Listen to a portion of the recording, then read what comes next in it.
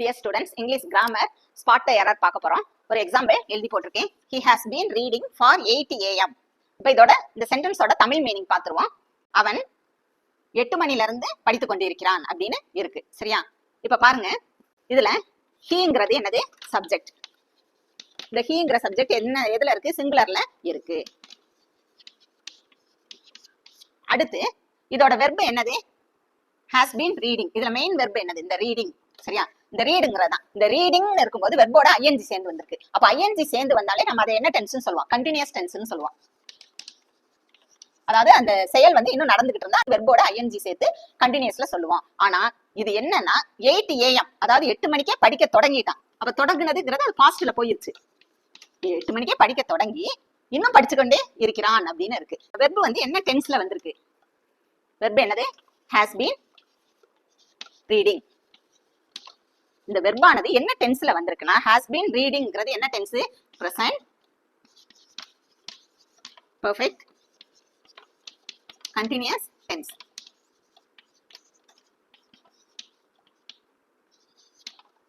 அப்ப present perfect continuous tenseனா எப்படி நம்ம என்ன ஃபார்ம்ல அதை எழுதுவோம்? சப்ஜெக்ட் இருக்கணும் பிளஸ் ஆக்சிலரி வெர்ப். இந்த சப்ஜெக்ட் வந்து சிங்குலரா இருந்தா has போடுவோம், ப்ளூரலா இருந்தா have போடுவோம். அடுத்து அதோட என்ன சேர்ப்போம்? been பிளஸ் வெர்பு என்ன வெர்பு இருக்கோ அதோட என்ன போடுவோம்? ஐஎன்ஜி. வெர்போட ஐஎன்ஜி சேர்த்து எழுதுனாதான் அது present perfect continuous tense. அப்ப இது கரெக்டா இருக்கு. இந்த வெர்பு பாருங்க, has been readingங்கிறது கரெக்டா இருக்கு. 8 amங்கிறது ஒரு செயல் வந்து தொடங்கி அது இப்பவும் நடந்துகிட்டே, இந்த பிரசன்ட்லயும் நடந்துகிட்டே இருந்தாதான் அது என்ன டென்ஸ்னு சொல்லுவான்? present perfect continuous tenseன்னு சொல்லுவான். இந்த சென்டென்ஸ்ல வந்து சப்ஜெக்ட் இந்த வெர்பு கரெக்டா இருக்கு. சரியா?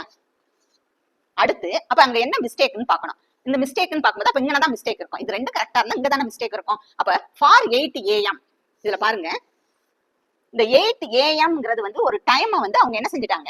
பாயிண்ட் அவுட் பண்ணி காட்டிட்டாங்க. 8 மணிக்கே படிக்க தொடங்கிட்டான், இன்னும் படிச்சுக்கிட்டே இருக்கான் அப்படின்னு. அப்ப 8 மணிங்கிறது பாயிண்ட் அவுட் பண்ணி சொல்லும் போது இங்க என்ன போடக்கூடாது? நம்ம ஃபார் போடக்கூடாது. அப்ப அந்த ஃபார்ங்கிறது தான் என்னது? எரர். என்ன போடுவோம்? சின்ஸ். நேத்து ஒரு எக்ஸாம்பிள் நடத்திருப்பேன், அது பார்த்துருக்கவங்களுக்கு தெரியும். ஃபார் 30 minutesனு போட்டு ஒரு எக்ஸாம்பிள் நடத்திருப்பேன். இப்ப பாத்தீங்கன்னா இங்க வந்து ஃபார் போட்டது கரெக்ட். ஏன்னு கேட்டீங்கன்னா 30 minutesங்கிறது ஒரு லென்த் ஆஃப் டைத்தை சொல்லுது.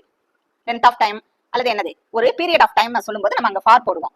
அதே இது அங்க டைமை வந்து அவங்க மென்ஷன் பண்ணி கொடுத்துட்டாங்க அப்படின்னா ஃபார் 8 amன்னு இங்க மென்ஷன் பண்ணதுனால இந்த ஃபாரை எடுத்துட்டு நம்ம அங்க என்ன போடுவோம்? சின்ஸ் போடுவோம். அப்ப இதுதான் கரெக்ட். அப்ப எழுதும்போது எப்படி எழுதுவீங்க? he has been reading.